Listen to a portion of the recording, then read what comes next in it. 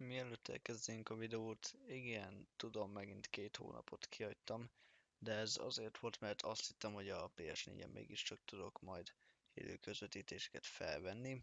Hát úgy látszik, hogy nem, legalábbis egy ideig. Gépen nem akartam annyira felvenni ilyen dolgokat, mert úgyse annyira jók, baj is van a feltöltéssel, meg minden. Szóval úgy gondoltam, hogy akkor most inkább hagyom egy kicsit. De viszont balagásra kaptam egy fényképezőgépet, ami egy kicsit beugrasztott egy olyan ötletet, amit már hamarabb meg akartam csinálni. Sziasztok! Úgy gondoltam, most egy kicsit talán felhalljuk a gameplayekkel és kipróbálom a stop motion-t, hogyha lehet ennek nevezni. Úgy is láttam, hogy mások történeteket mesélnek animációval, úgyhogy én egy kicsit más módon fogom csinálni. Hogyha valaki nem jött volna rá, Jinkivel magamat akarom ábrázolni. Amúgy ez az első alkalom, hogy ilyet csinálok, úgyhogy meglátom, mi lesz az eredmény.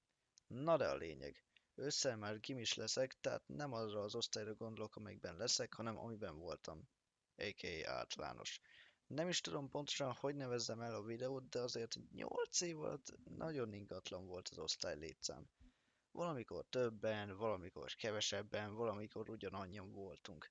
És mindig is jöttek jó fejek, de néha azért egy pár fura ember is. Nagyrészt most inkább olyanokról fogok beszélni, akiknek valamilyen bajuk, betegségük volt, úgyhogy ne nagyon ítéljétek el őket. Na, akkor kezdjük is.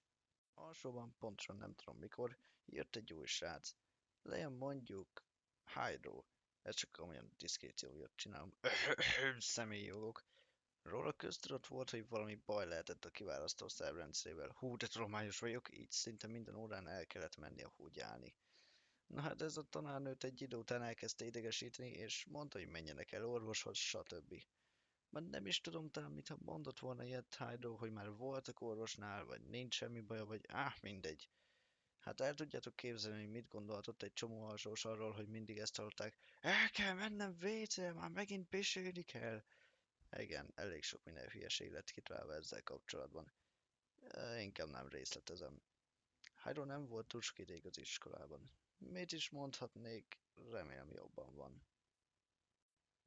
Átugrunk 5.-6. osztályba. Éveleje vagy közepe felé jött egy új srác.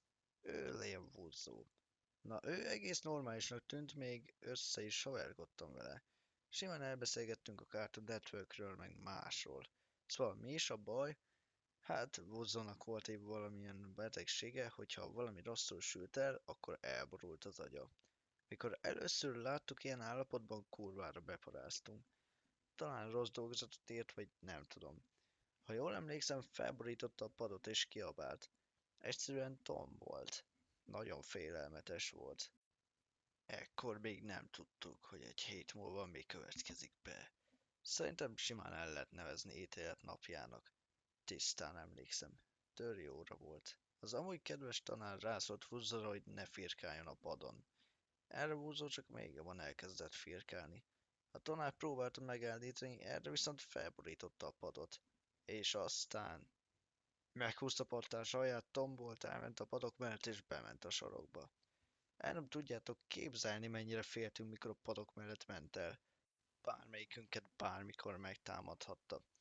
Talán kicsit túlreagálom, de nem annyira. Wuzzai vulkán volt, aki bármikor kitörhetett. Telefonáltak a szülőknek, de várni kellett. Ekkor viszont hihetetlen dolog történt. Wuzzó megszökött. Mutatom, hogy. Van egy első és egy hátsó udvar.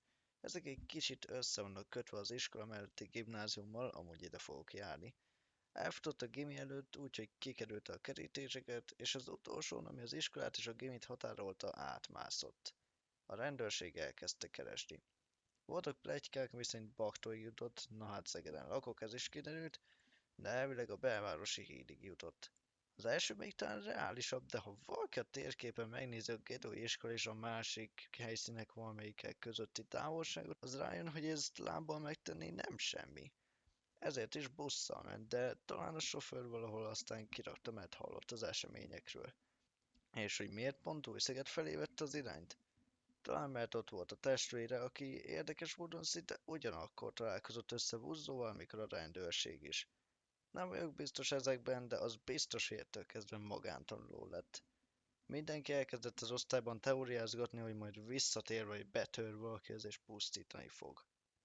Talán én paráztam be a legjobban, mert ugye haverok lettünk, és ha valakit, akkor biztos engem keres meg. De hát úgyse fog ez megtörténni, ugye? Ugye? És akkor a végére valaki, aki nem az én osztályomba járt, de muszáj megemlítenem. Ekkor még ötödikes voltam, és napközibe jártam. Volt egy hetedikes is, akivel már látni kár volt egyáltalán szóba állnom.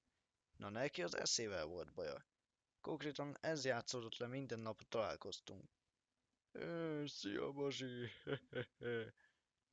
Jó, azért nem tépte le a karomat.